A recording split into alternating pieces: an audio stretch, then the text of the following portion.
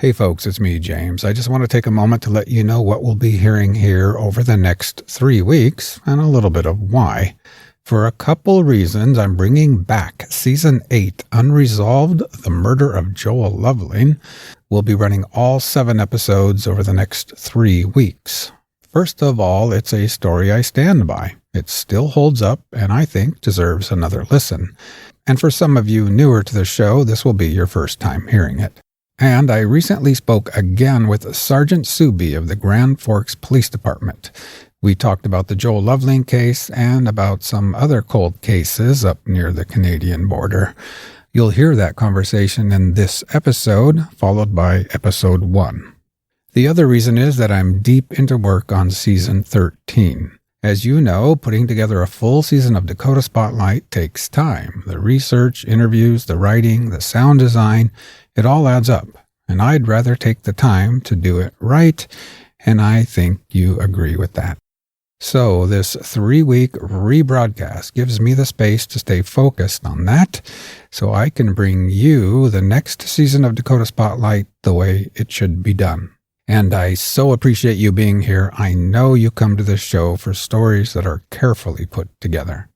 So let's kick off this rebroadcast of Season 8 with my recent conversation with Sergeant Suby of the Grand Forks Police Department, followed by Episode 1. Sergeant Suby, thank you so much for joining us again. Yeah, it's good to hear from you, James. So last time I spoke with you was in 2023, and at that time you told us you were assigned to the Criminal Investigations Bureau, and you also were the person who handled any tips that came into the Joel Lovelien case. Have things changed since then on that front? Yeah, so since that time, September of 2025, I transferred to our Uniform Patrol Bureau. And since I transferred, the case stayed in our Investigations Bureau and was reassigned to a different detective sergeant. The status of the case has remained the same, which is inactive. And that means essentially that the case is not being actively investigated, but can and will be reopened if new information or evidence comes to light. And just to clarify, the Joel Lovelien murder investigation, by definition, our department's directive definition of cold case, it doesn't meet the definition of a cold case. And that is why, the case is inactive at this time. But I want to stress to the people listening to this, we will take tips on the Joel Lovelien murder, and we will investigate those tips thoroughly if the public reaches out with information. So just because it's inactive doesn't mean that the case file is just sitting in a corner collecting dust and nothing will ever be done with it again. It just simply means that an investigator is not actively working it on a daily basis. So the fact that it's not a cold case, does that mean that is because the county or the prosecutor believes that they had the right suspect and it just wasn't able to be proven in court? There wasn't enough evidence to prove it? Is there some other reason that it's not a cold case? Yeah, so anytime a case results in an arrest or arrests of an individual or individuals, and then that person proceeds through a court process and is either found guilty or acquitted, it no longer meets the definition of a cold case. So that's essentially, it's adjudicated. And again, like I said, that doesn't necessarily mean that we are not going to take tips and investigate new tips that come in. It just means that we're not actively working on it on a regular basis. Last time we spoke with you, you said you get a few tips a year, and usually there was an uptick after the rebroadcast of a Dateline, which I assume they put out around Halloween due to the story. Is that still the case, or have tips tapered off? Or the inflow of tips that we have been receiving, it's dried up. When I first took over the case in the fall of 2019, I would say on average we would get a tip maybe once every 3 to 4 months. But over the course of the last 2.5 years that I had the case, I don't recall any new tips that came in on the case. If a tip were to come in today, how would you guys approach that? Yeah, so tips, they generally come in through three channels. Probably the most common one is through a tip app that we utilize called Tip 411. And then that tip app allows the public to submit tips anonymously if they don't want to be identified. They'll provide information, and then that tip is vetted or reviewed by a supervisor at our agency, and then is assigned out to the investigator assigned to a particular case. So that investigator, once they get the tip, they will, we can still reach out to the anonymous source. There's an email address provided which we can respond to, but it just doesn't have any identifying information for the person providing the tip. And we'll vet that person and the tip to gauge its veracity.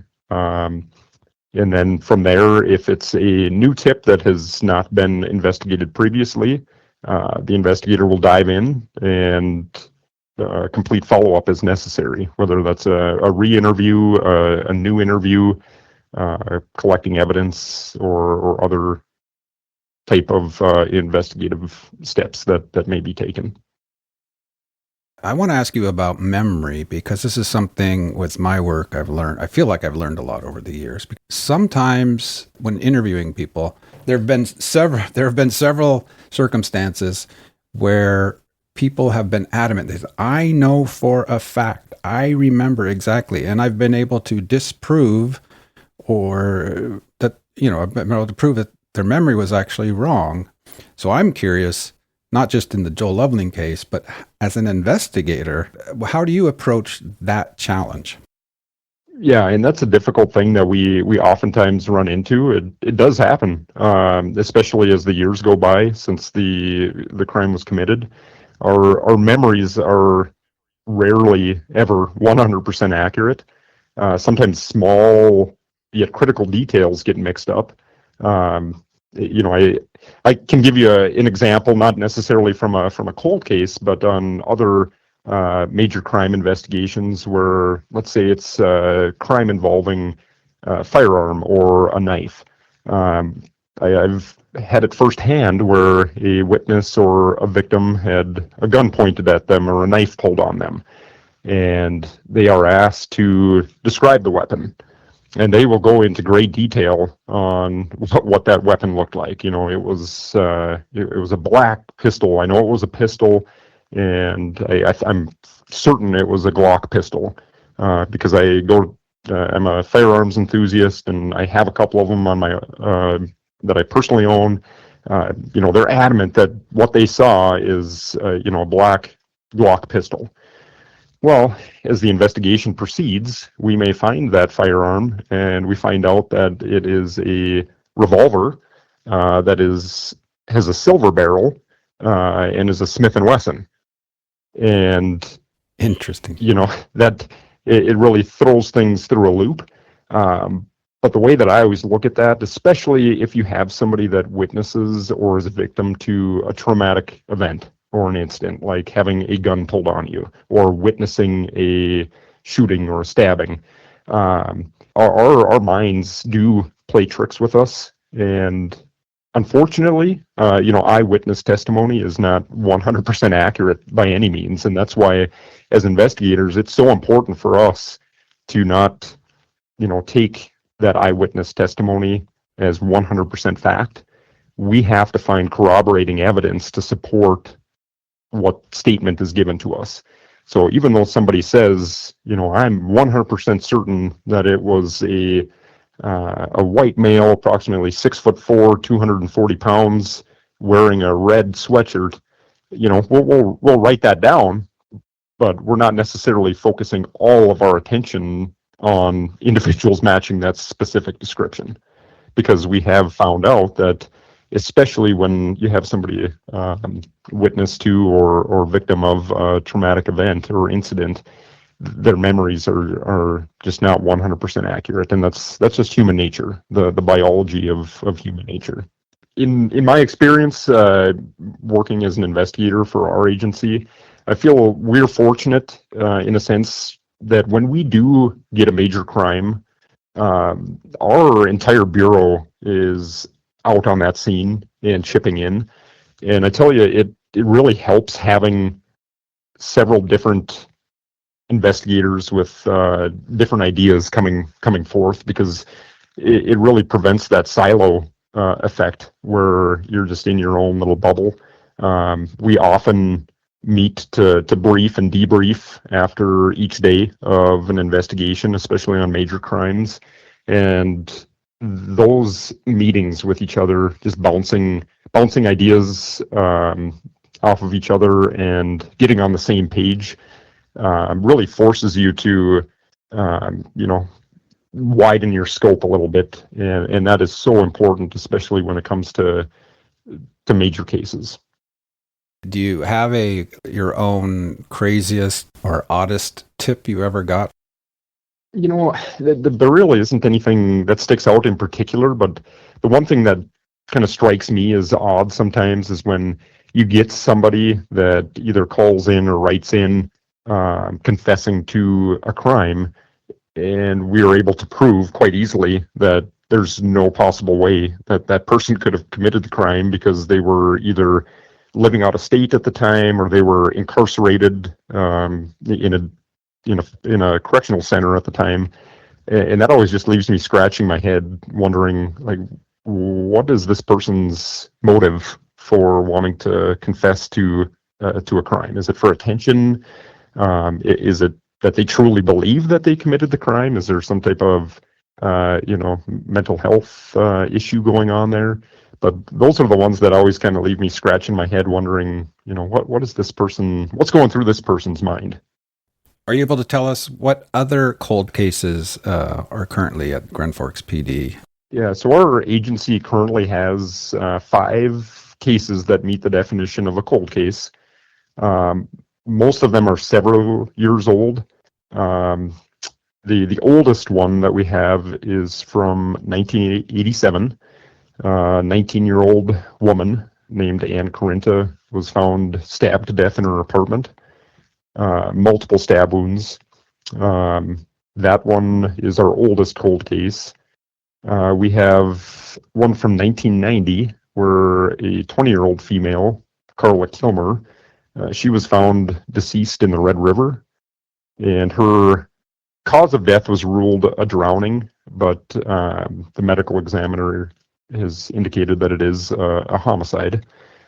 Then we have one from 1992. That's 42-year-old Mary Tepe, and she died of injuries sustained from a hit-and-run accident. That one still remains unsolved. And we have a missing person from 1996, 19-year-old Christy Nichol. She went missing under suspicious circumstances in 1996, and unfortunately, her remains have never been located. And then our most recent one, this is the only one that I have been at the agency for, and this was in 2019. A 39-year-old woman named Christina Melvin had just gotten off of an Amtrak train on the west edge of our town and was walking into town with her suitcase when she was struck and killed by a vehicle that ultimately ended up leaving the scene.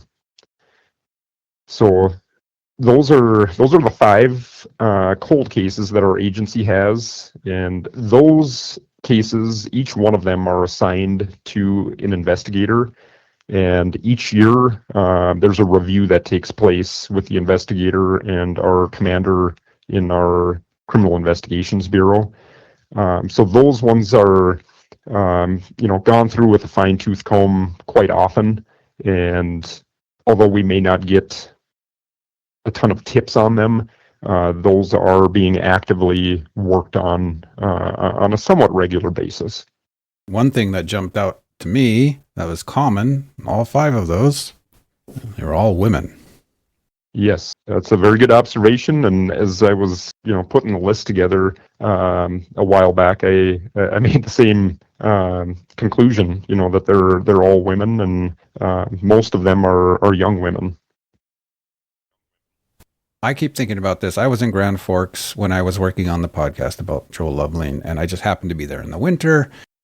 I live west of Bismarck, which is in the same state, so I should be used to the cold, right? But I got up there and it just felt incredibly, it was just bad luck or something, really got blizzards. And how does just the weather itself affect the work of an investigator? Obviously, you have gloves and jackets, but what other challenges does that create other than just discomfort, I guess? Yeah, definitely in the winter months here in North Dakota, outside crime scenes can be extremely challenging and brutal.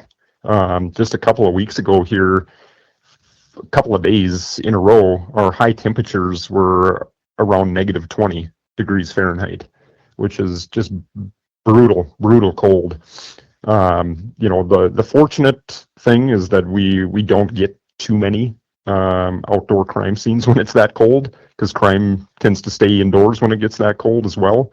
But it does happen. It does happen where we have a shooting or there's a body that's located outside. We do have certain resources that we can utilize to help us stay out of the elements. For example, a few years ago, we purchased a portable, foldable ice tent for ice fishing, and it's like a 4 to 6 man ice fishing tent, and we've been able to utilize that to cover bodies outdoors, especially during the cold weather. And it's dual purpose. It provides us with a little bit of warmth getting out of the elements, but it's also a good privacy screen too, to keep the looky-loos out. But when it gets that cold, we just have to slow down and take several breaks getting into warm vehicles. The biggest thing is not rushing it, and it can be easier said than done at times, especially when it's negative 20 degrees out. But again, it's just something that we deal with here in North Dakota. But I will say that sometimes we can use it to our advantage as well. So snow is wonderful for catching tire impressions, shoe prints. So that's helped us on occasion in the past as well, helping to identify suspects and victims and witnesses.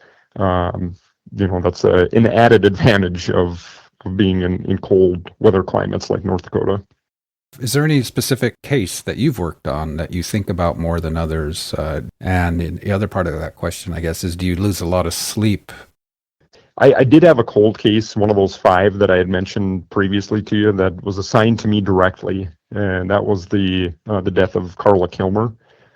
That one in particular, I had a lot of interest in, mainly because it was assigned to me.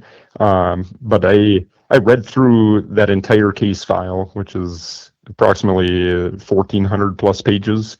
Read through it twice in its entirety, and a few years ago I completed several re-interviews of witnesses that were interviewed 30 plus years ago. And although the case remains cold, what was nice for me, although it's still cold and nobody has ever been charged, I was able to update the case file in great detail so that the next investigator that takes it on doesn't have to reinvent the wheel and go through all of the investigative steps that I had to go through. Do I lose a lot of sleep with this occupation, and how do I deal with that? And I'd be lying to you if I said work never interfered with my personal life and I sleep fine every single night. That's not the reality. But I do try my best to separate the two as best as I can. But there are some nights where you're just laying in bed and certain aspects of the job, pop into your mind. For me, what has really helped over the years is towards the end of my shift or the beginning of my work week, I write out a to-do list of all of the tasks that I would like to get accomplished in that particular shift or that particular week. And that kind of allows me to clear my mind when I'm not at work, because I'm not focusing on the tasks that need to be completed. I know I have them written down somewhere, so then I can focus my attention elsewhere where it should be when I'm not working. So before we let you go, if someone does have a tip about this or any other case, I guess, what do you recommend they do? Two main ways, easiest ways, I would say, to call in or submit a tip on the Tip 411 app. So you can simply just call the Grand Forks Police Department at 701-787-8000 and request to speak with an investigator concerning a cold case, or if it's about the Joel Lovelien murder, mention that as well, and our dispatcher will forward you to the appropriate investigator. The most common method, especially over the last 5 or so years, is the submitting of tips on the Tip 411 app. And the nice thing with that is if someone is a little bit hesitant about providing their name or contact information, you can remain anonymous by submitting a tip that way. But just know that we will reach out to you through that email address and request to speak with you over the phone or in person if you're willing. And that's just simply because we need to vet the tip and vet the person that's providing the tip. Well, once again, Sergeant, thank you so much for your time. I'm going to be re-releasing the Joel Lovelien season here over the next 3 weeks. And we really appreciate you taking the time again today. Thank you. Yeah, not a problem. It was great hearing from you, James.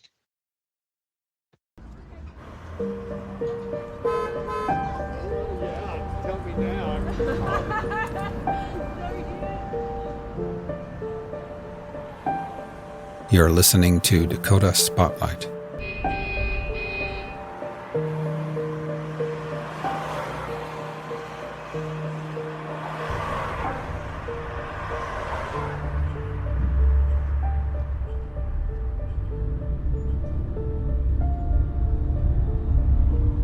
At the early morning hour of 1 a.m. on Sunday, October 28, 2007, at the northern end of the university town of Grand Forks, North Dakota, a taxi cab operated by the Red, White, and Blue taxi service purred slowly along Washington Street in search of its next fare. Outdoors, it was cold, 25 degrees Fahrenheit, -5 Celsius, and although it was technically early Sunday morning, for many of the city's partying and pub-crawling patrons, this moment in time belonged to the tail end of a cheap Saturday night, a night spent out on the town.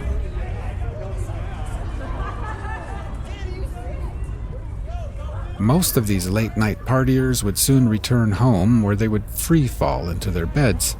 But first, they had to get home. I'm up here on 36 now, about to go under the Ordnance Bridge. Behind the wheel of that taxi cab sat 40-year-old Paul Balstead.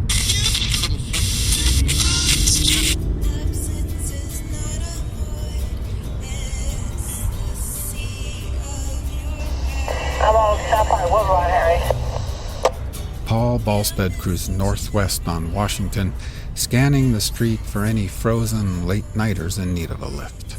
On his left, the El Rocco bar popped up, but not much was sizzling there. Nobody hailing for his cab. 43, you're going to the smoke shack. As he approached the intersection with Gateway Drive, Paul noticed some activity just 200 yards ahead to the north. There was no mistaking the cluster of flashing red lights and cop cars. Some kind of accident or incident had taken place over there by the bar called The Drum, the Broken Drum. It was best to avoid all that, so Paul decided to hang a left.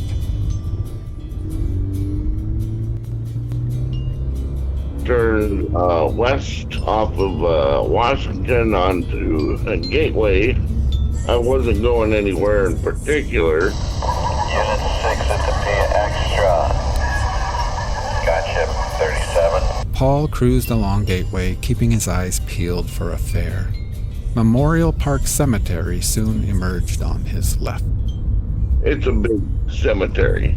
Thousands buried in there. Suddenly, as Paul approached the corner of the cemetery, at the intersection of Gateway and North Columbia Road, he caught sight of movement off to his left. A A young man dressed in something yellow was waving his arms, flagging him down. He was on the southeast corner of that intersection. Suddenly, Paul had his next cab fare.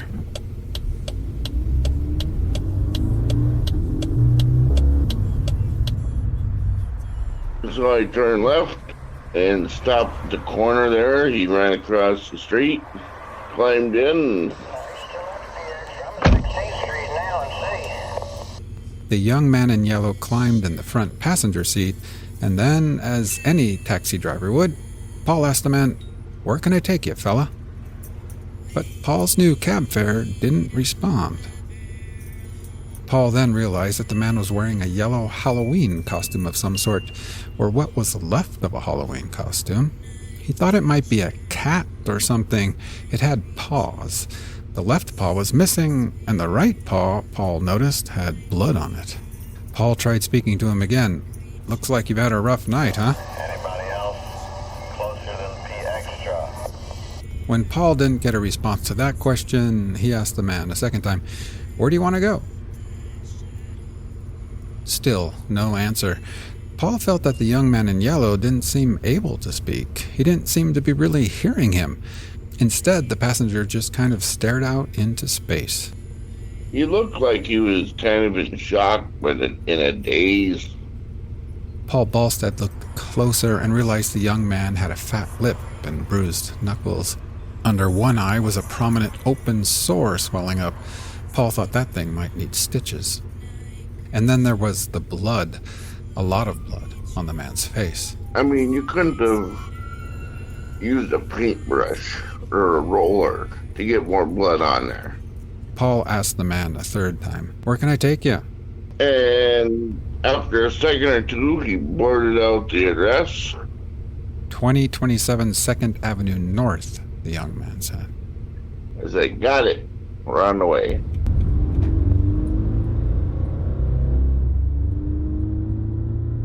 And he wasn't that far from home. I mean, I had to go down to University, hang a left, hang a right on 23rd, went 2 blocks on the left, and I was there in just mere minute. Paul parked the cab in front of the small home at 2027 2nd Avenue North. Before his passenger paid for the ride, Paul asked the man if he wanted medical attention to get his cut taken care of. Paul figured it would need 4 or 5 stitches. But then the young man in yellow turned to Paul and looked at him with a very puzzled look on his face. It was as if the young man was completely confused, as if to say, "What cut on my face? What are you even talking about?" The sun visor over the passenger seat had a mirror on it. He pulled down the visor, took a look at himself, and he pretty well agreed. He looked like he'd been dunking for apples in a blood bank. He was covered on it. But the bloodied young man declined to get medical attention, and instead, he just pulled out his wallet. He put it on credit card, and he hopped out, and that was it.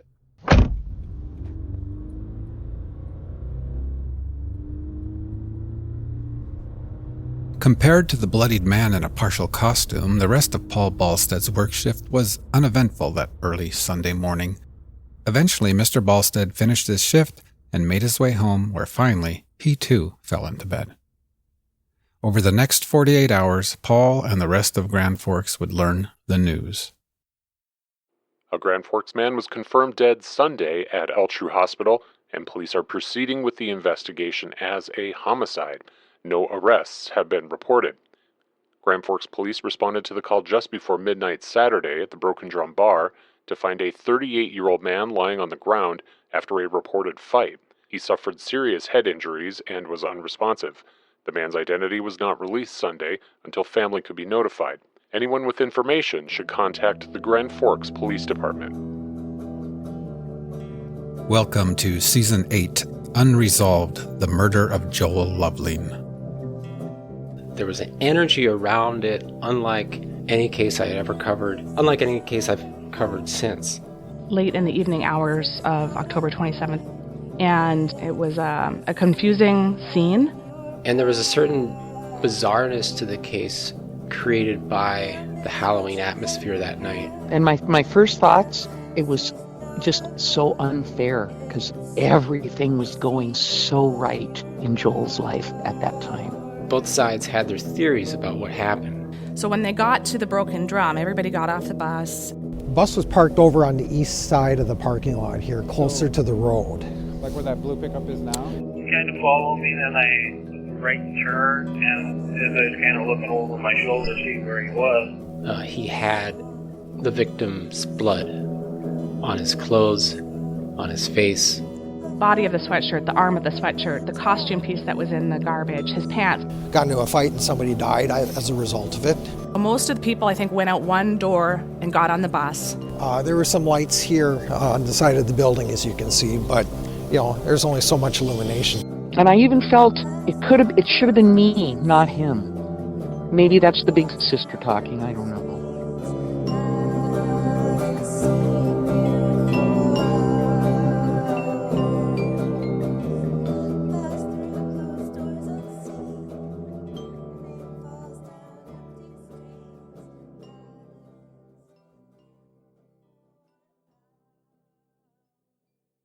The man killed that night was 38-year-old Joel Lovelien. Joel was a father and a son and a Grand Forks resident. He was also a brother and a friend of many. On the night he was killed, Joel had been out on the town with friends. Everything was right in his world, and Halloween was just around the corner, and like a lot of people in Grand Forks that night, Joel had dressed in a Halloween costume. He was simply dressed as a North Dakota University hockey fan. He wore a green hockey jersey and a green hat. One minute, Joel was inside a bar named the Broken Drum. He was having a good time with his new fiancée and other friends, and then suddenly everything changed. He stepped outside to take a phone call and also to help someone, he said, but he never returned. Joel was found on his back in the parking lot. His face was unrecognizable, covered in blood, and Joel wasn't breathing. The police arrived and first responders did their best to revive him, but Joel did not survive. The first thing you need to know about this story is that nobody has ever been found guilty for this crime. Police would later arrest that bloodied man in the yellow costume that Paul Balstead picked up with his taxi. His name was Travis Stay, a 23-year-old man from Grand Forks. He was charged with Joel's murder, but then found not guilty in a court of law.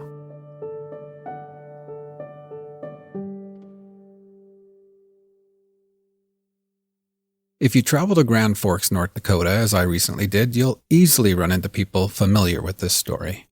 And if you ask these random people, hey, do you know what the current status of Joel's case is? You'll be met with an array of answers. They all agree on one thing, though. Joel's life was taken from him by another person or persons. Nobody will tell you that Joel was hit by a meteorite or run over by a car or that he tripped and fell, hitting his head. Joel was beaten to death. Aside from that, though, people who talk about this case fall loosely into three categories. Category number 1 will tell you that this is simply a cold case. It's unsolved. We have no idea what happened or who might be responsible, and we will never know what happened unless someone comes forward with new information, because simply put, there were no witnesses to the assault on Joel, no video cameras in the parking lot where Joel was attacked. This category of people say the identities of Joel's killer are unknown to us. It's a cold case. Category number 2 are people who say that this case is solved, but simply unresolved. They will say things like, we know exactly what happened to Joel Lovelien. They say that Travis Stay, the man found not guilty in court, is responsible for Joel's death. It simply wasn't proven beyond a reasonable doubt in court. And so, he goes free.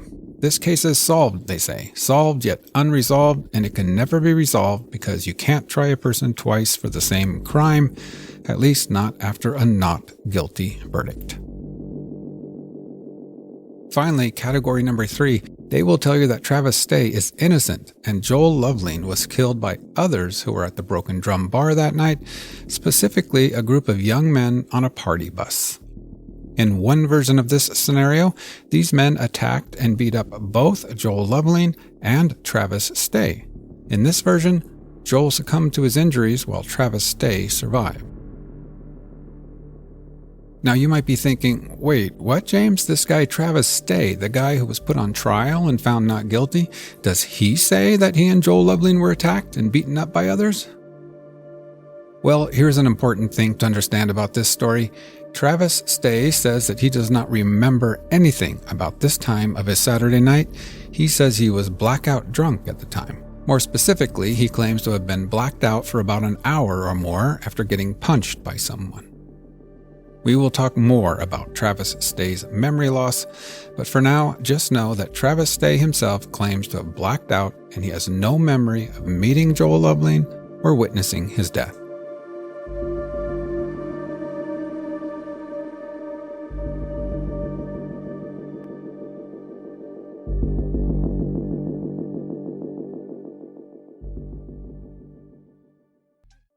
I want to tell you about the night Joel died, and I will in just a moment, but first I want to say to you longtime listeners out there, in some ways, this season is going to be a little different than previous ones, mostly because of how this story itself is a little different.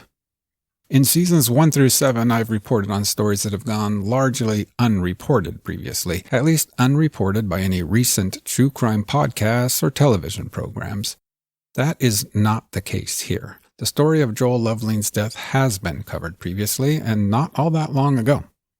NBC Dateline covered this story in 2013, and then repackaged it and released it again in 2019. And even more recently, Joel's case has been the subject of some true crime podcasts and YouTube channels. So you might be wondering or thinking to yourself, why, James, are you going to tell a story that's already been told? Well, there are a few reasons. For one, many of you have asked me to look into this case. I've received multiple emails suggesting I dig deep into the death of Joel Lovelien because there's so much confusion and speculation and theories about the case, at least here locally in North Dakota. After Dateline flew into North Dakota to report on this complicated crime, and after people watched the broadcast, many felt that they were left with more questions than answers, and others told me they felt the Dateline story felt rushed and incomplete. I've watched it, of course, and I agree, it does feel incomplete in some ways. And those other podcasts and YouTube channels, with the possible exception of one of them, they seem to have been almost entirely based off of that same Dateline production, along with some news articles by the Grand Forks Herald.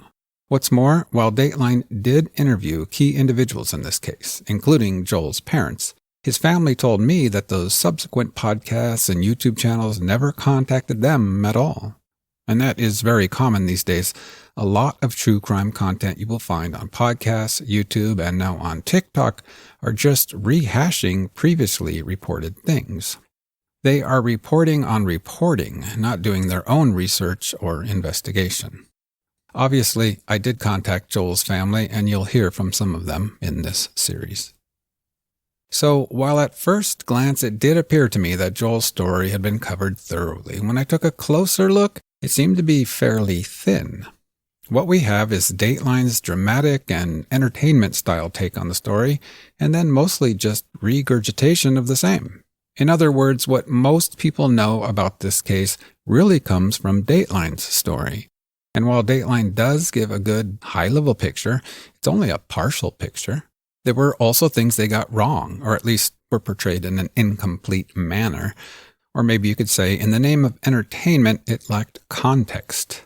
I believe that all this has led to some misunderstandings about Joel's case, as well as many rumors, theories, and hearsay.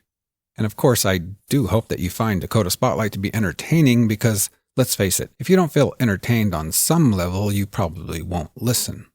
But there's something else I hope you attribute to this podcast, and that is something called the pursuit of the truth. In this somewhat crazy world we live in today, I sometimes feel like reality itself, or truth, has become so challenged and skewed that some days we don't know up from down. In fact, this very feeling of a gaslit existence is what got me started with this podcast in the first place. I mean, just listen to this snippet from my very first episode of my very first season of Dakota Spotlight, when I decided to look into the mysterious death of a man named Victor Newberry and challenge the rumors I'd been hearing in a local bar. We all know that the United States has become divided on many issues, but there's a new trend of disagreement happening that confuses and concerns me more than any other issue. This is the concept of truth versus fake news versus personal interpretations of facts. By the time I heard people saying things like, "Your facts are not my facts," I tuned out. I had to. I turned off the news, turned off my TV, and I began to back out of the room. Because to live in a world where there are no accepted facts anymore, where actual facts can be brushed aside and disregarded at the mercy of mere opinions, denounced as lies or false or fake, no matter how much proof is provided, that is not a world I want to see or live in, or at least it's not a world I'm able to navigate. So that was me back in 2018, and guess what? I still feel the same way. I don't want to live in a world where facts no longer matter.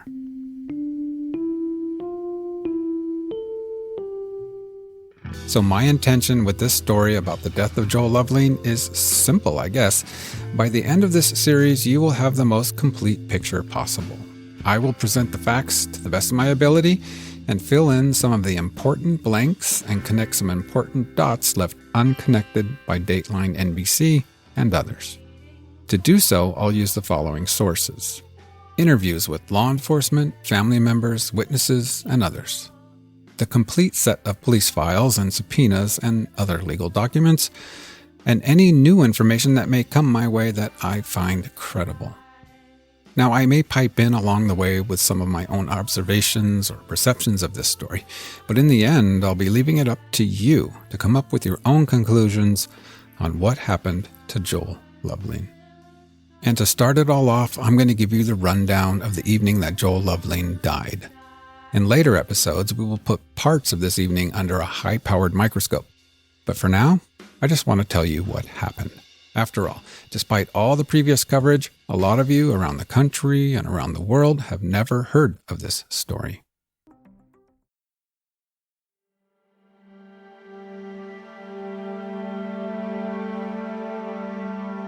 Welcome back to Season 8, Unresolved, the Murder of Joel Lovelien. Let's take 60 seconds to give you a helicopter view of Grand Forks in 2007. If you do a flyover and take a peek below, what you have is a college town or small city with a population of about 50,000 people. It lies just 80 miles from the Canadian border in northeastern North Dakota. And see that squiggly narrow river down there snaking its way up north? That's the Red River, most famous perhaps for its ability to flood the region. But it's more than just a river. It's also the official state line between North Dakota and Minnesota. And see that community on the Minnesota side? That's East Grand Forks, Minnesota, home to another 8,000 people. At least that was the population in 2007 when this story takes place.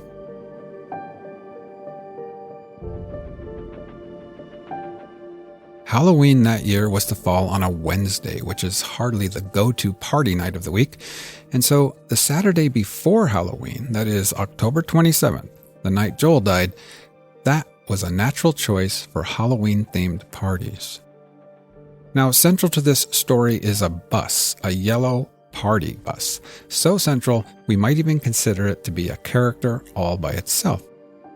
Now, the concept of a party bus like this was something new for me when I moved to North Dakota.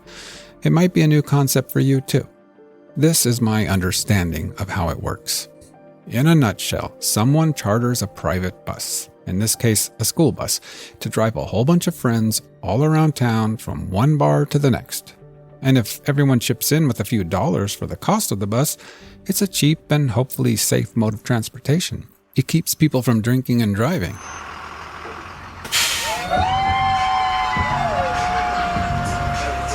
These party buses will pull into the parking lot of a bar, and then, like a load of tipsy tourists, a herd of drinkers descend on the pub where they order drinks, use a bathroom, and hopefully just have a good time.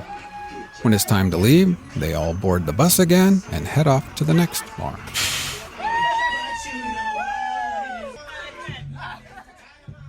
On this night, there were at least 4 such party buses purring around Grand Forks and East Grand Forks, Minnesota. And of course, Halloween made things extra festive that night, as most everyone on these buses were in costume. The first thing I want you to note about these party buses in this story is that the victim, Joel Lovelien, was not a passenger on any of these 4 buses that night. Joel had been spending his time with his fiancée, Heather. They'd been at a bar called The Bun, and then at around 10:30 p.m., they drove to the Broken Drum Bar to meet up with some friends. 2 of the 4 party buses that night stopped at the Broken Drum Bar. One bus was green, and it left long before Joel was killed. That is not under dispute.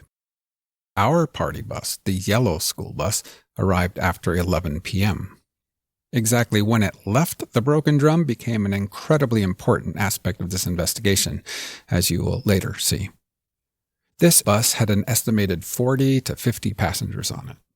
One passenger on this bus was Travis Stay, the man who would later be arrested and accused of killing Joel. But as you will see, Travis did not leave on that bus. Travis Stay was the man that hailed Paul Balstead's taxicab a half a mile away from the Broken Drum. So I turned left and stopped at the corner there. He ran across the street, climbed in.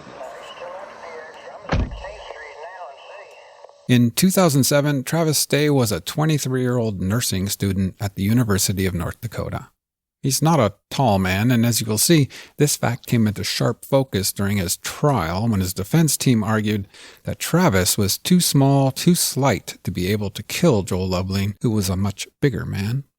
Travis has blonde hair and features that many might describe as clean cut. It's a cliche, certainly, but some might describe Travis Stay's appearance as the boy next door, or in his case, the boy next door studying to become a nurse. On that night, Travis was dressed in a yellow lion's costume.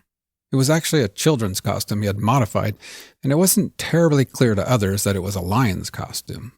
Later, when interviewed by police, witnesses will refer to Travis Stay's costume as various things, including a sunflower costume, a golden gopher fan, which is a reference to the mascot of the University of Minnesota, and due to the fact that Stay's costume had paws, which looked like bird's feet, it seemed that many thought it might have been some kind of bird costume.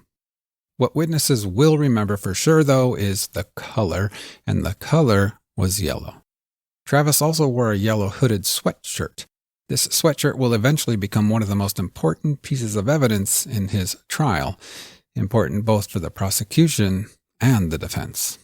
Travis Stay may have been a passenger on that party bus that night, but he actually didn't know more than 3 or 4 people. The bus had been chartered by a couple of private individuals. You could call them the organizers of the bus. These organizers told their friends, and then those friends told their friends, and friends' roommates, and so on. So finally, word kind of just got around, kind of like any college party, except instead of being at a fraternity or a sorority or some apartment building, this party was on wheels.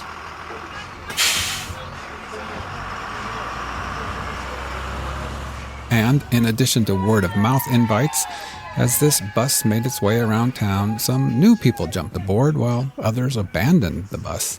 Again, it was kind of like a college party. People came and went, plans changed, it ebbed and flowed.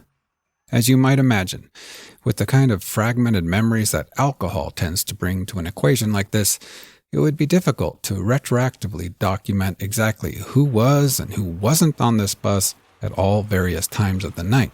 And yet, before it was all said and done, Grand Forks police detectives would find themselves assigned with exactly this challenging task. We do know this, though. The plan for this yellow bus was to meet at 8 p.m. at a bar named Cuckoo's Nest in East Grand Forks, Minnesota. That was the plan, but it seems the bus was late to arrive to Cuckoo's Nest. It didn't leave until sometime around 9. The complete route for this bus that night is as follows. From Cuckoo's Nest in East Grand Forks, they traveled to Borrowed Bucks in Grand Forks. From there, they drove to a bar called El Rocco, or The Rock. After that, the bus went to the Broken Drum Bar, From the Drum, they traveled to the final destination, a bar called Stormy Sledsters in downtown Grand Forks. There, everyone departed the bus, where they could go to several bars within walking distance. But now, let's rewind the evening and go back to the Broken Drum bar.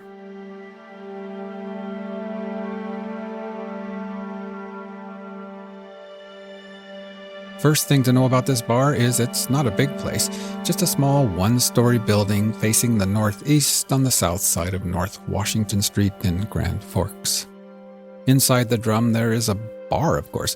Bar stools line the bar and high tables sit across one wall. In the back are the bathrooms and both regular tables and more high tables.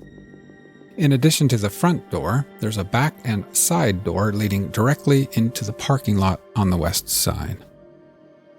To simply call it unfortunate that there were no security cameras outside of the bar is a huge understatement. That alone could have solved this crime.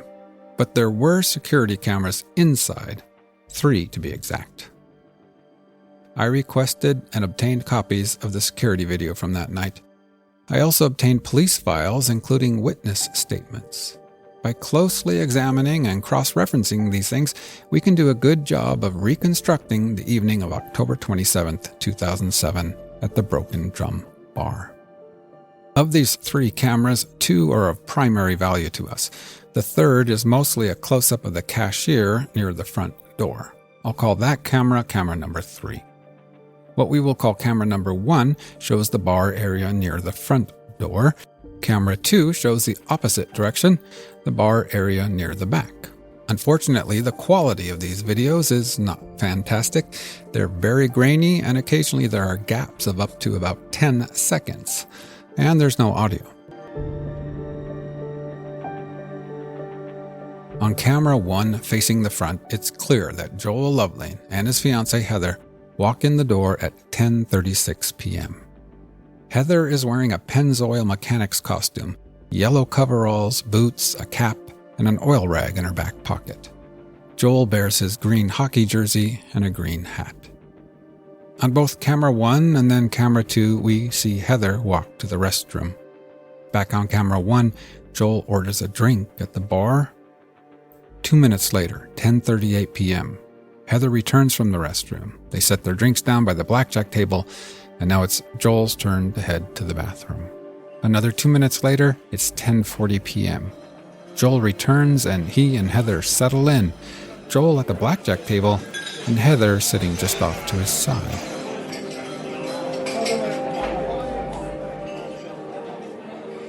They don't know it, of course, at the time, but in just over an hour, Joel will be deceased.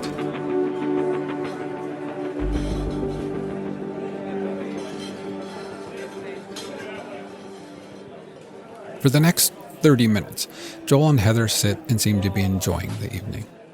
Then at 11:16 p.m., Heather spots some friends and heads over to talk to them. On camera number 2, facing the back, you can see her pull up a chair at their table. At 11:17 p.m., Joel is done playing blackjack. He too appears on camera 2 when he approaches Heather, gives her a kiss, and then heads towards the bathrooms. When he returns, Joel and Heather move to a round table near the back door and side door where they talk and visit with what looks to be 4 or 5 friends. As I said, the video quality is very poor, but there's no mistaking Joel in his green jersey and hat and Heather in her yellow coveralls.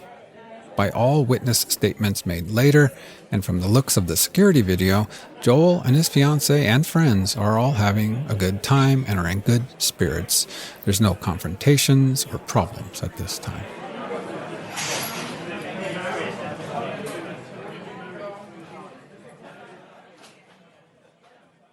The exact timeline of the yellow bus will become a focus of the Travis Day trial. It becomes very important for the defense to show when the bus left the Broken Drum. But it's much easier to conclude when the bus arrived at the Broken Drum. In witness statements made later, 2 of the bus passengers said that as soon as the bus stopped at the Broken Drum parking lot, they very quickly got off the bus and rushed into the bar immediately. Why? because they wanted to get ahead of their fellow bus passengers so they could order a drink quickly without waiting in a long line. And camera number 1 shows clearly that the influx of costumed partygoers begins at 11:20 p.m. And so it feels safe to say that the yellow party bus arrived at between 11:18 and 11:20, which is just as Joel and Heather were sitting down at the round table near the back door.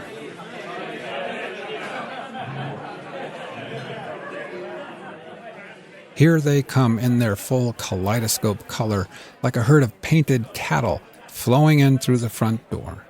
A short list of the costumes that night would be a barmaiden, a Paris Hilton, a sheriff's deputy, a construction worker, cowboy, sleeping bag, joker, clown, a bum, a hunter, a penguin, a gangster, and that is the short list. For the next 10 minutes on both camera 1 and camera 2, clusters of costume patrons order drinks, go to the restrooms, return from the restrooms, and take photos of one another. At 11:30 p.m., approximately 15 minutes before Joel will be attacked, Travis Stay appears in the video on camera 2. He's walking into the rear of the bar alone. He's pretty close to where Joel and Heather and the others are sitting, but there's no interaction. Travis doesn't seem to interact with anyone. You can see the paw of his lion's costume on his left hand, but his right hand is not visible. Travis simply scans the room for a second and then turns around and heads towards the front of the bar, where on camera 1, he can be seen headed towards the front door. Unfortunately, it's not possible to see exactly when Travis or anyone leaves through that front door at this hour because the bar is too packed and the video too blurry. 3 minutes later, according to the timestamp on camera 2, it's 11:33 and 16 seconds. A girl named Anna, dressed as Paris Hilton, appears. She also heads towards the front door. Our Paris Hilton is about to be involved in something important to us, and also central to this case, which we'll learn about later. Then, 20 seconds later, around the time Paris Hilton would be reaching the front door, Joel Lovelien receives a phone call. This phone call is from Joel's friend, Terry Overbo. Joel had texted Terry earlier asking if they wanted to meet up with them at the bar. This phone call can be seen in a list of Joel's phone activity documented by the Grand Forks PD.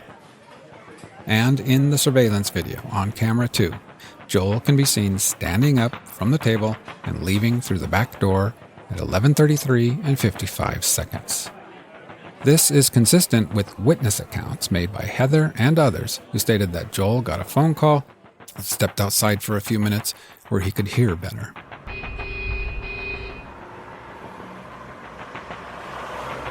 Joel did return and rejoin them briefly at the table, but it's what he may have witnessed outdoors that's important. According to camera 2, Joel returned to Heather and the others at the table at 11:40 and 30 seconds, so he was gone for 6.5 minutes. Of those 6.5 minutes, Joel spent 4 minutes and 11 seconds on the phone with his friend Terry, according to their phone logs. When interviewed by police later, Terry Overbo said that nothing seemed out of the ordinary on this phone call. Joel didn't mention any problems with this evening or anything out of the ordinary taking place in the parking lot.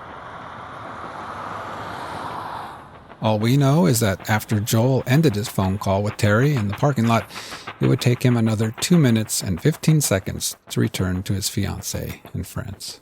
What Joel likely witnessed, or partially witnessed, was something Paris Hilton, aka Anna, and several others would recall for investigators later. In fact, they would testify about it in court during the Travis Stay trial. You'll learn all about that later in this season, but for now, let's go back to the table where Joel has just returned after talking to Terry.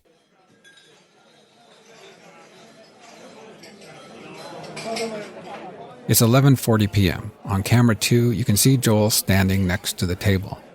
Then he sits down just for a second or two, and then he stands up again and walks out the back door again. The following is taken from statements made to investigators by a woman named Rebecca, who had been sitting with Heather at the table, narrated by a colleague of mine. And he came by the table and he stood there. And I kind of remember him saying something about, he goes, "There's a kid outside. They won't let him back on the bus." Joel looked kind of troubled. Just, like he wanted to help him or something. He stood there and then he went back out the door. Joel's fiancée, Heather, would reiterate the same story, and when Joel didn't come back, she made a couple attempts to find him. At 11:45, she calls him. No answer. At 11:48, on camera 2, she stands up and opens the side door to the parking lot and looks for Joel. She's back within a minute. So she walks to the front of the bar and speaks with the bouncer. "Have you seen Joel?" She steps outside with the bouncer for a few seconds, and then when she returns, she's holding her phone, calling Joel again. The time is 11:51.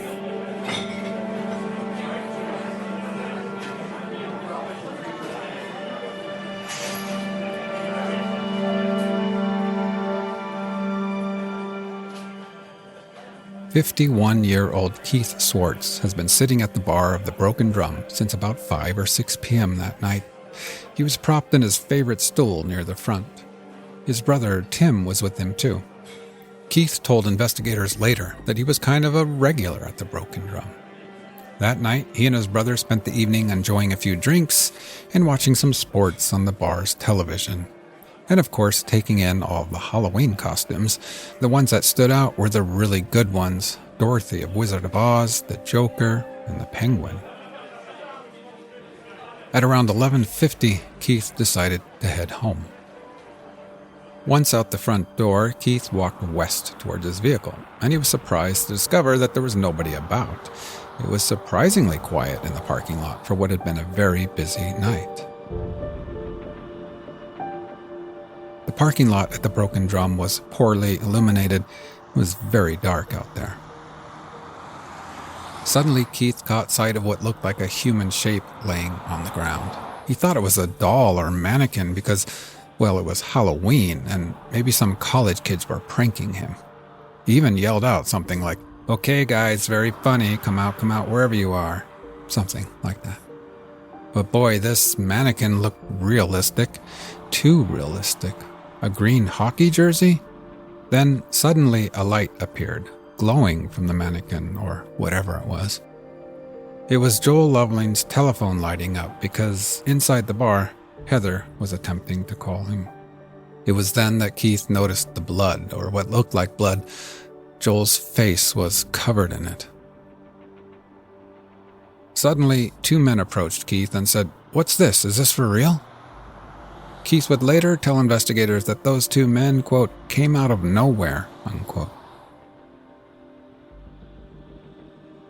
Keith reached down and touched Joel's arm, hoping to feel the hard plastic of some kind of Halloween prank. One of those 2 men said, "I'll go get help," and he ran to the bar.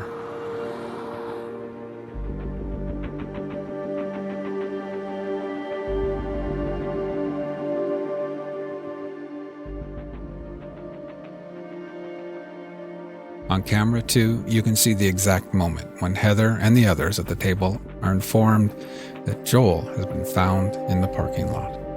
Heather jumps up from the table and heads out the door with her friends in close pursuit.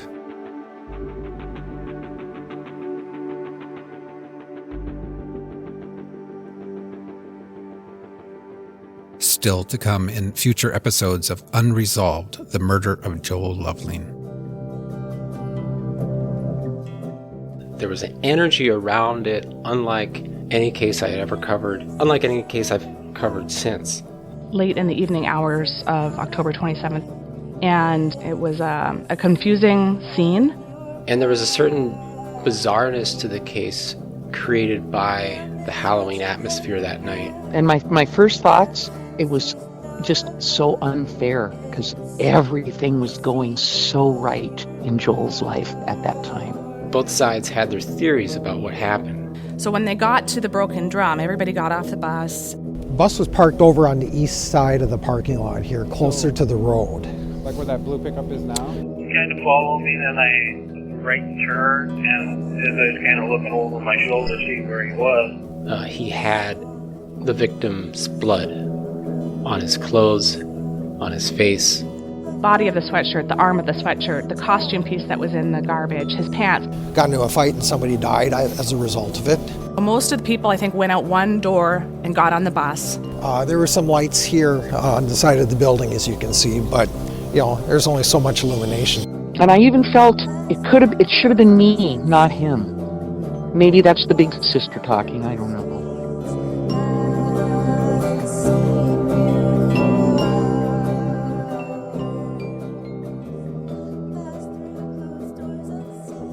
Thanks for listening, folks. This story continues in the next episode of Unresolved, the Murder of Joel Lovelien.